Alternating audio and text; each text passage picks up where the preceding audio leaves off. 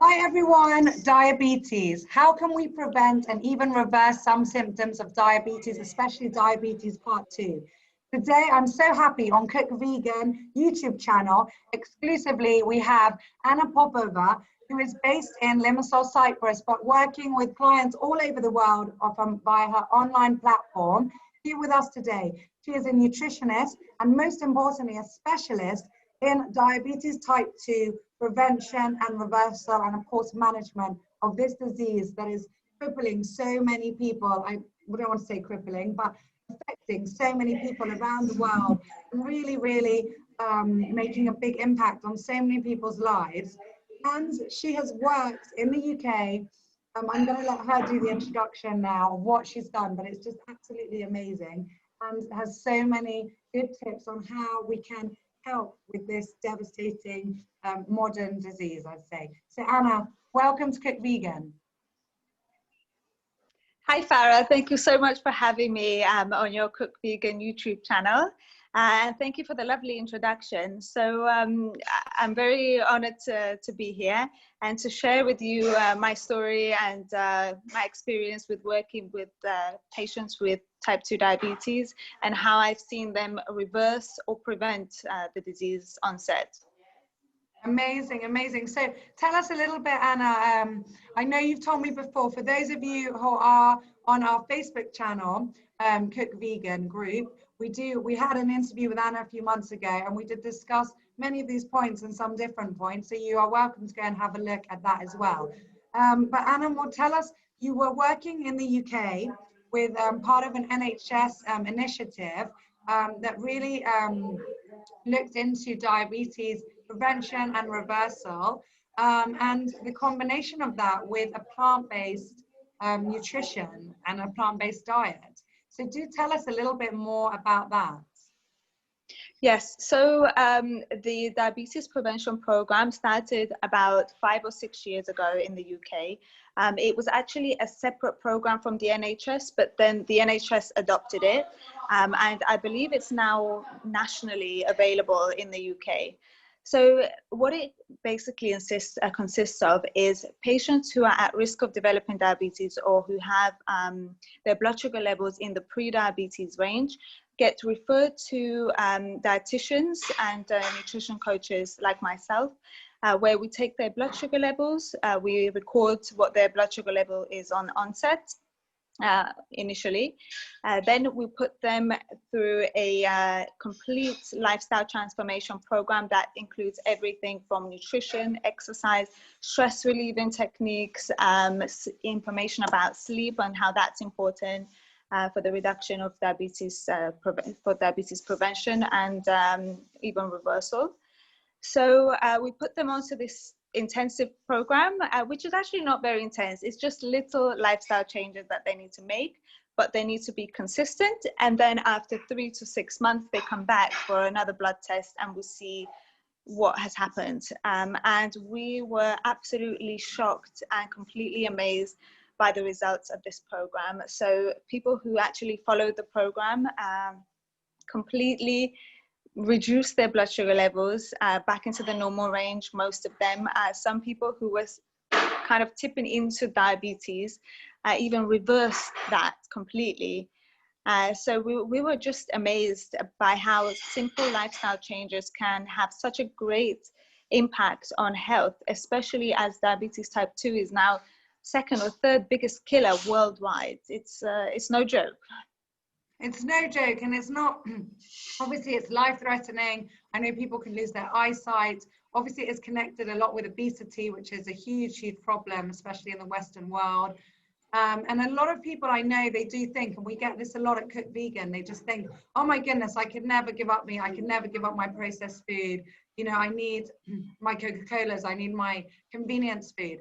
And what they don't realize, and that's something I'm trying to do a lot on Cook Vegan, is show people that, you know, convenience food can be very convenient and be whole food, and it doesn't even have to be processed. I mean, you can have an apple, you know, how easy is that? That doesn't get squashed in your bag.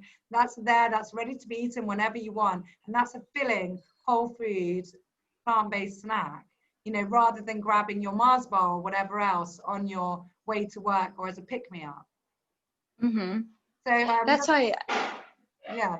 There is a fear, I would say, amongst many people that if they were to give up their favorite foods and snacks, they would somehow feel restricted or deprived, and they would just be miserable all the time. And that really isn't the case. And we're seeing that that's not the case.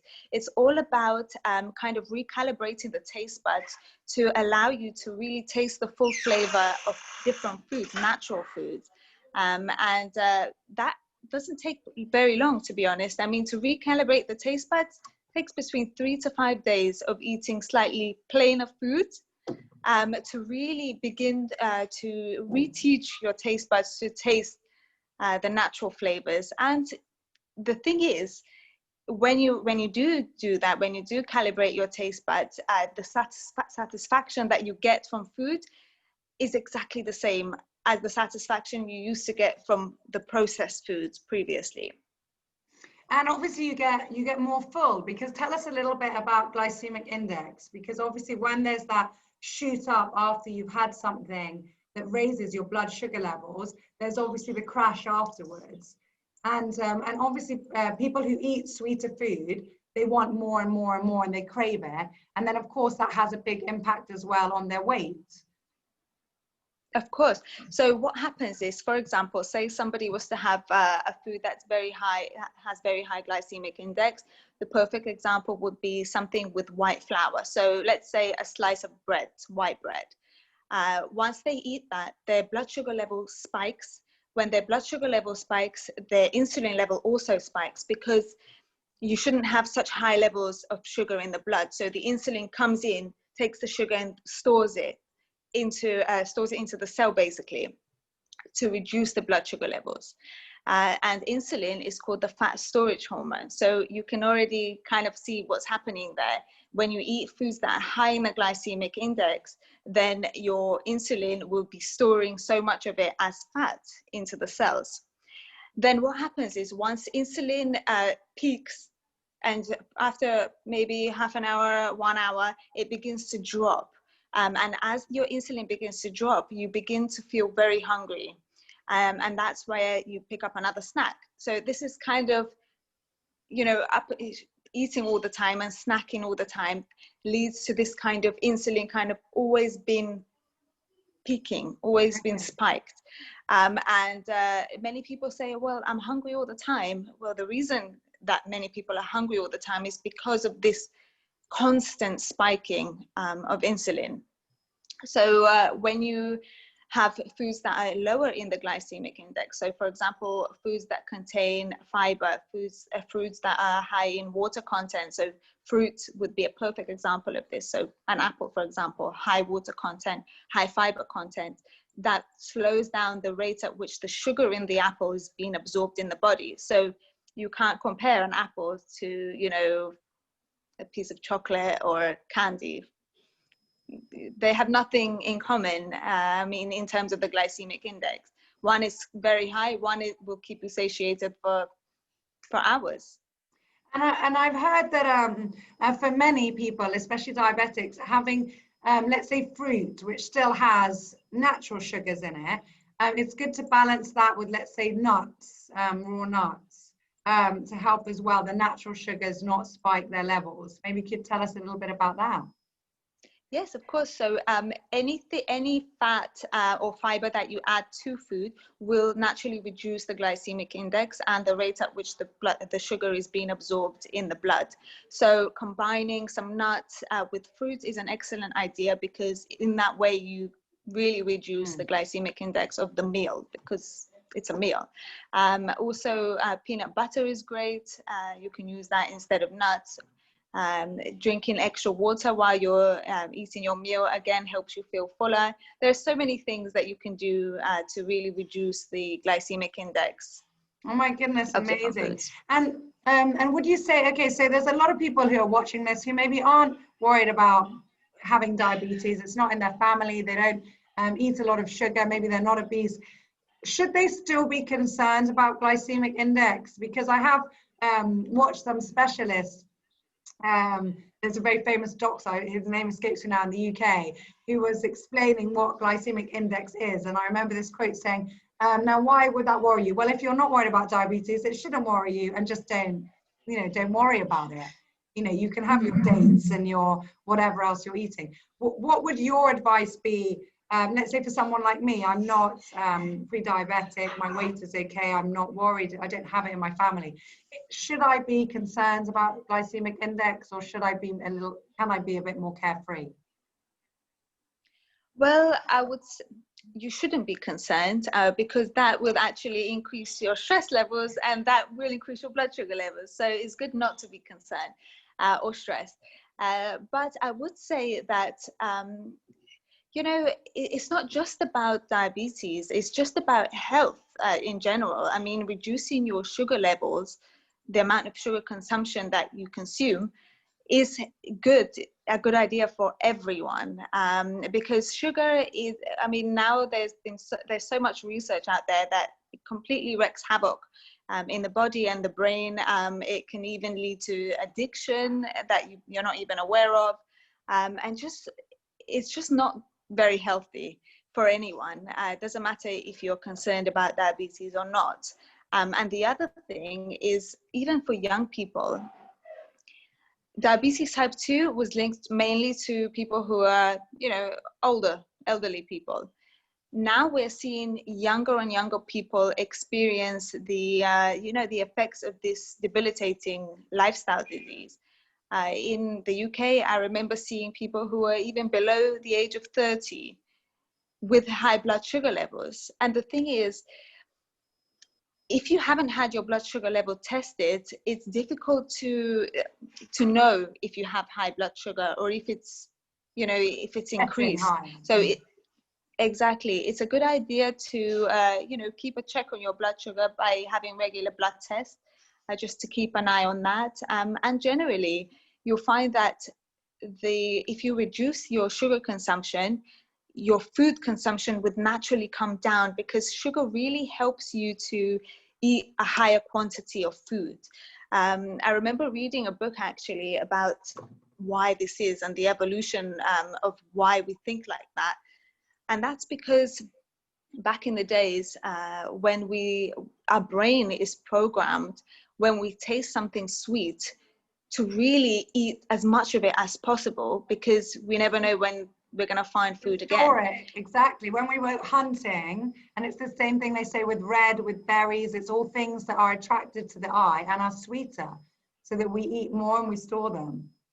Exactly. But now we are in a position where we have an unlimited amount of food. There is no shortage for most of us who are blessed, of course.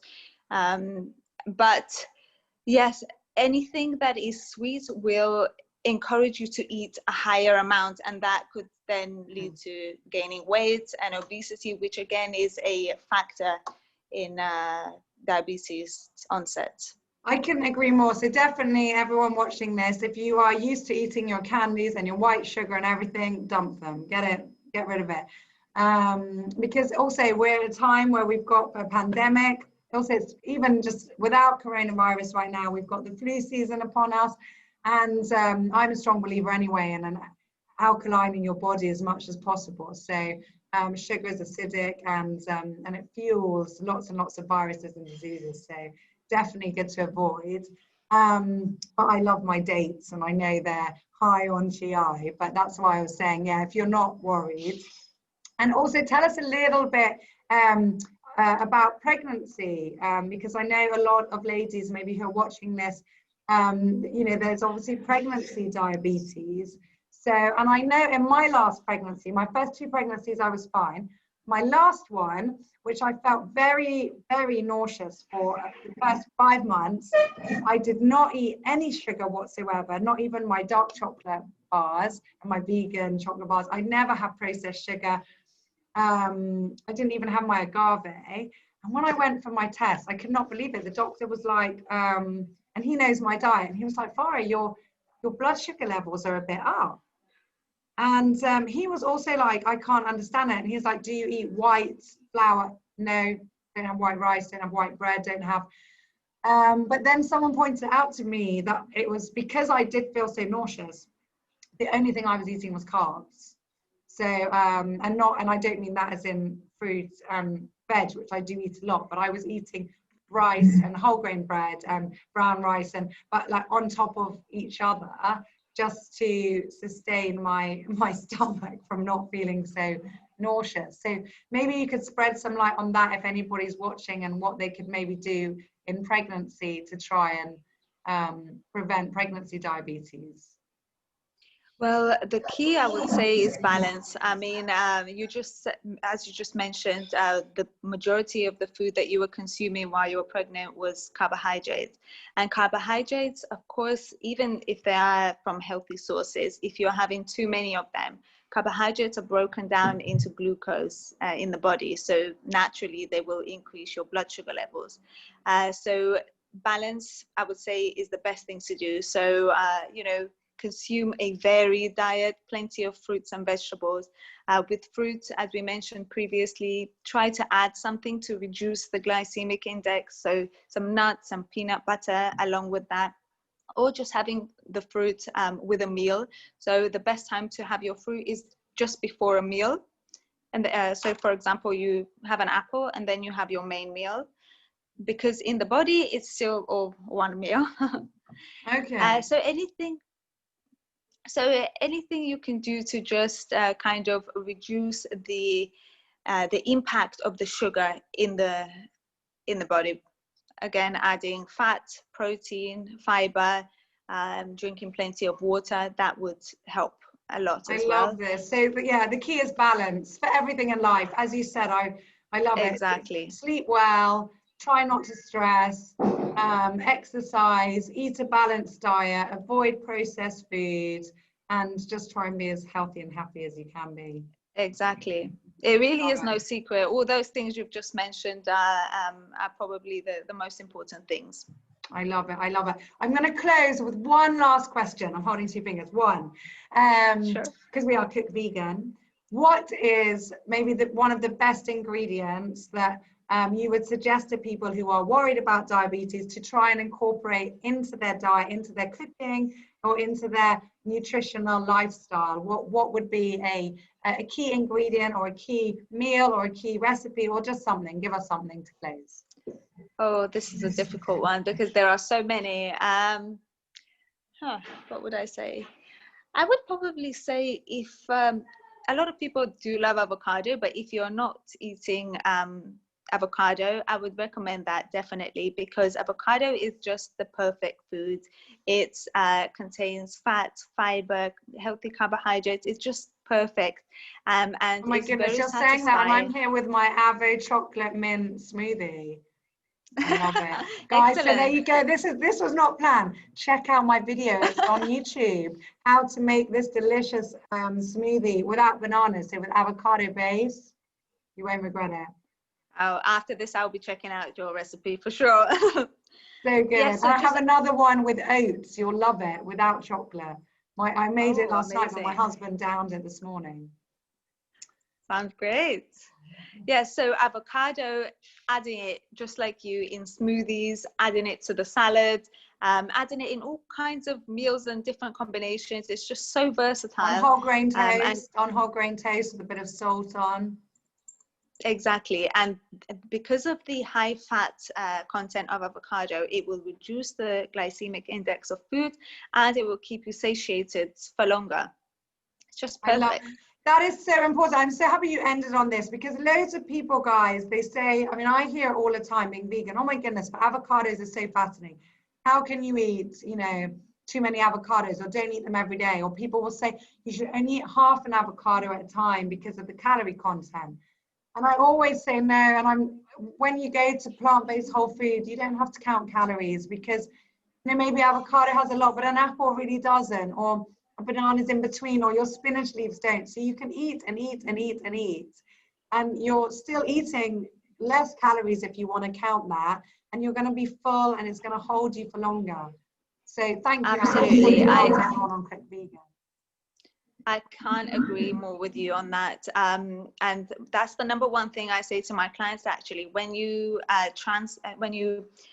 change your diet from one that's processed to a natural food diet, you can absolutely rely on your own body to tell you how much is enough of certain foods. So you can eat until you feel satisfied and know that that's the perfect amount of food for my body right now, and not have to worry about counting calories or, you know, counting macros. You can just rely on your body's signals because they're not masked by secret addictive ingredients like sugar that really mess with the brain and telling you to eat more and more when you actually don't need any more.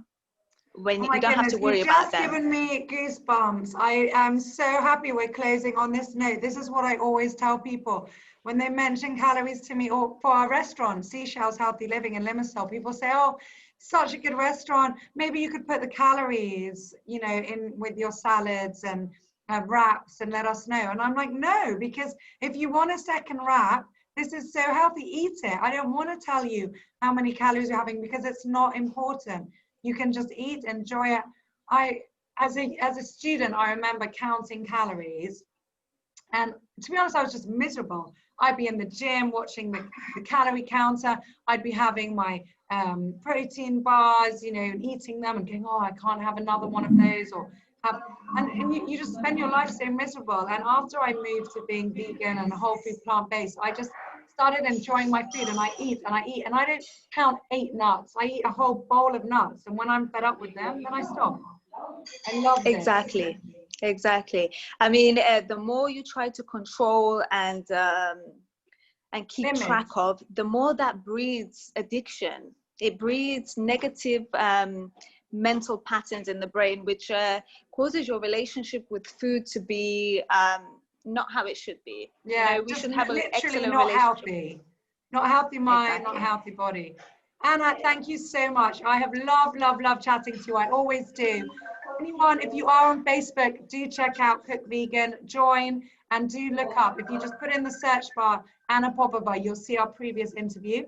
She's also got a delicious pumpkin recipe that went out live for Halloween with low sugar vegan pumpkin muffins.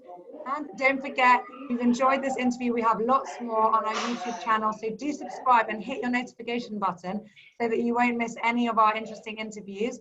Check out Anna. You can Google her, look her up on social media. She does consultations online, which is really good for wherever you are in the world. If you're worried about your glycemic index, your sugar count, diabetes type 2, anything, anyone in your family, get in touch with her because she'll be able to help you.